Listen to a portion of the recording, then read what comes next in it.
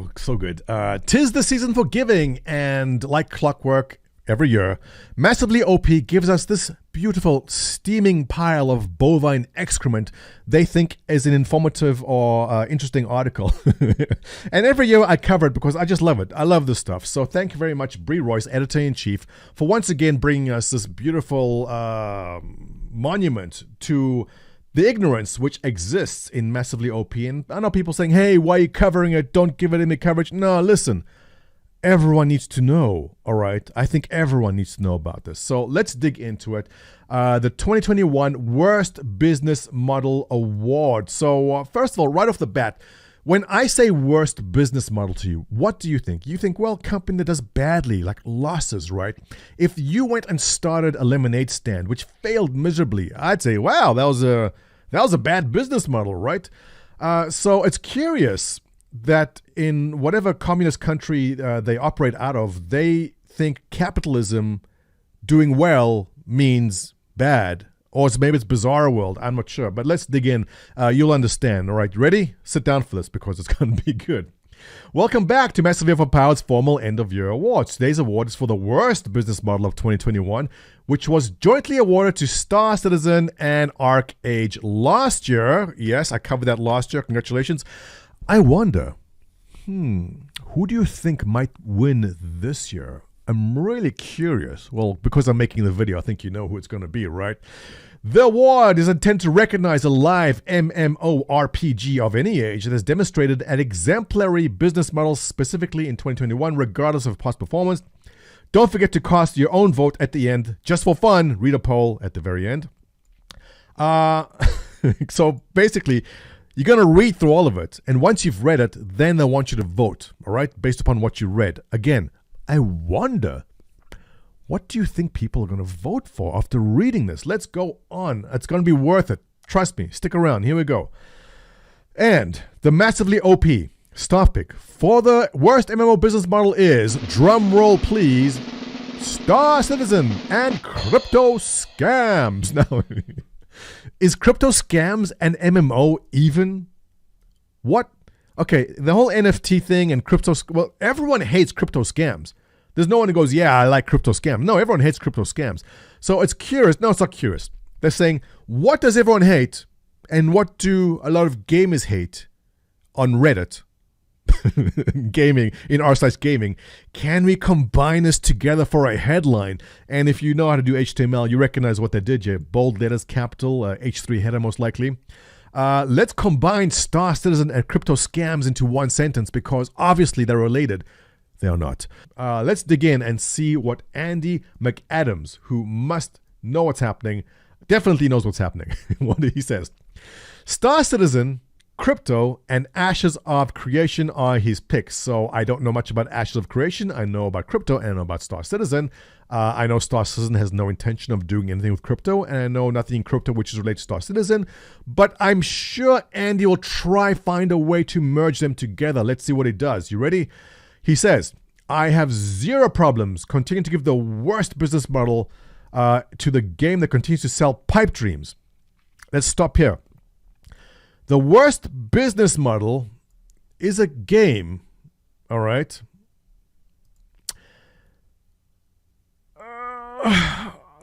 Give me a hand, you guys. Is the worst business model a company that made a record $83 million so far in 2021, breaking the previous massive year's record, which broke the previous year's record, which broke the previous year's record? And if this chart here was flipped and the biggest, longest line was in 2012, and every year after that was less, I'd go, well, there's definitely something wrong with this business model over here. But in Bizarro World, or whatever communist hellscape that Andy McAdams lives in, apparently this is the worst business model, which is weird. But let's continue. He goes on that CIG is selling pipe dreams to people without delivering anything. Fascinating, once again, because patch 315, in my opinion, we're playing right now, is the best we've had in years, if not the best patch ever in Star Citizen. The looting mechanics, the different type of mission types, the lack of 30K crashes. In fact, they've delivered so much over this past patch. Here's a chart basically showing you what's delivered and what's not. And if you take a look down, see how all these lines are pretty much 100%. A lot of it's there. Look, 100%, 100%, 100%. As we scroll down, we start getting to where things are not done yet. Chapter 1 of Squadron 42 is at 95%, and as we go further and further down, we see what's not done. Overwhelmingly, a lot more is done than not done, and a lot of it has been delivered recently. So to say they haven't been delivered either means Andy has no idea what he's talking about, or he's stupid, or he's pretending to be stupid. It's got to be one of the last two anyway. But let's continue. While still managing to maintain a cult-like following of devotees. So here's another thing. It's easy to point to some game and go, Call of Duty, those are cult-like. Modern Warfare, it's a cult-like. World of Warcraft, it's like a cult. Everything you might not understand is always a cult until you try to understand it and see why people are doing it. And a lot of these journalists, Andy included here, don't understand squat. They don't understand why do people keep on giving CIG money. Must be a cult, there's no other explanation. But if you only took the time to do a bit of research and understand, or maybe ask Chris Neal, who works there, but I doubt they ever talk to each other. And also, we'll get to Chris Neal in a second. He writes a lot of articles on Star Citizen. But this is such a boring and broken old trope. It must be a cult because there's no other reason. The reason is Andy suffers from some sort of disability which doesn't allow him to understand. Let's actually take a look at Andy here for a second, guys. Now, so I'm not here to shame Andy on his low follow count, but if you are a writer and your stuff is getting published, how do you only have 22 followers? For all the articles he's written, only 22 people since 2019 have found his stuff, has found his material interesting enough that they actually want to follow him on Twitter.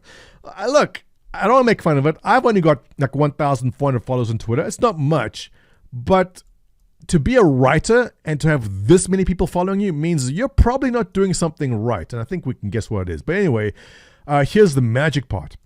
I fully expect Star Citizen will announce its first NFT ship sale. Star Citizen, look, there's no nice straw manning. Wow, great straw man over there. There's absolutely nothing that says Star Citizen is going down the NFT route. And after what we saw happen with Ubisoft, why would they entertain it? Actually, that's a great topic I want to discuss in a future video. Subscribe right now because I'm going to do an NFT video and explain what might happen. But to simply say he fully expects it to happen, what straw manning, what nonsense. Star Citizen scammery and crypto scammery, match made in heaven and tidling together. Definitely the worst business model, again demonstrating that in whatever communist country he lives in, they just don't understand capitalism. Then when a company makes money, it's because the business model must be good. If a business model is bad, then a company does not make money. But I guess this might be just over his head. Ben Griggs, what do you bring for us? World of Warships. He wanted Star Citizen, but I guess Andy stole his thunder. Let's go. Brianna Royce, editor-in-chief. She can't let us down. Every year she brings the gold. Let's go.